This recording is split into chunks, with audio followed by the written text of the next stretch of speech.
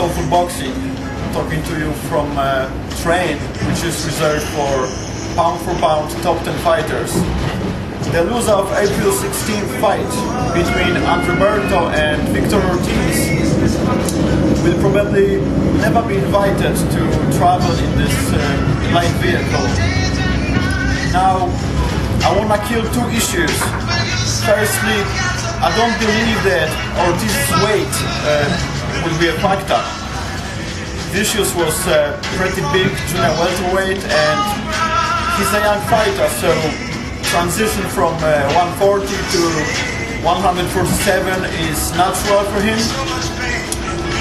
Secondly, Ortiz's mental toughness is being questioned since the Maidana fight.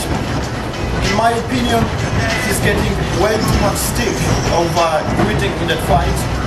If you consider the circumstances, I mean, Maidana landed huge bombs on his face, and you gotta respect Victor's decision.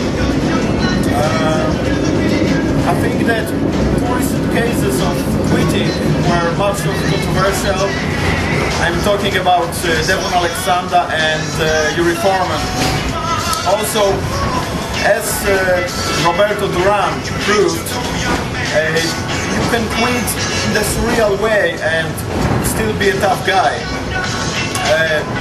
You can easily get too speculative when talking about mental side of boxing, although I don't see nothing unprofessional in analyzing mentality of some fighters. For example, Andrew Golota had everything to be a dominant force in heavyweight, except of cojones, big enough to win against punchers like Lewis, Tyson or Brewster. Okay, let's get down to Berto versus Ortiz. Got a feeling that Ortiz's lack of stiff, powerful jab can be his problem against Berto. A bit like in the recent championship fights, when lack of good jab costed Acosta against Rios. Although Rios, while not that fast, is more methodical than Berto. Apart from the jab, Ortiz is like a Mercedes 500 SL, full of great features: foot speed, hand speed, power in both hands, and technique are all on high level. I especially like his counter hooks. Overall, Vicious is a light fighter material. Of course, he's got to polish his defense and get rid of annoying lapses in concentration, but I consider him to be more talented than Berto, whose style is hard to describe. In other words, than chaotic and wild. He's physically very strong.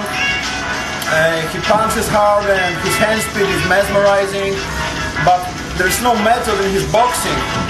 I heard claims that he's an elite inside fighter. It's complete bullshit. He's a very average inside. His constant holding was effective against lower level opponents.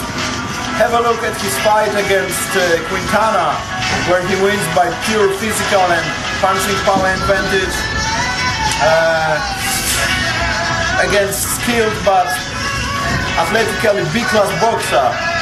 It will show you how primitive Berto really is. He never faced anybody even close to Ortiz, and I am picking Vicious to expose Haitian beast. Odds for Ortiz are good, and if he plays it smart, he will be the winner.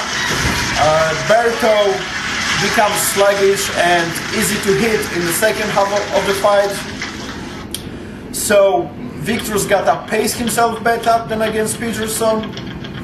This time he should box Berto early on and go for the kill later than usual.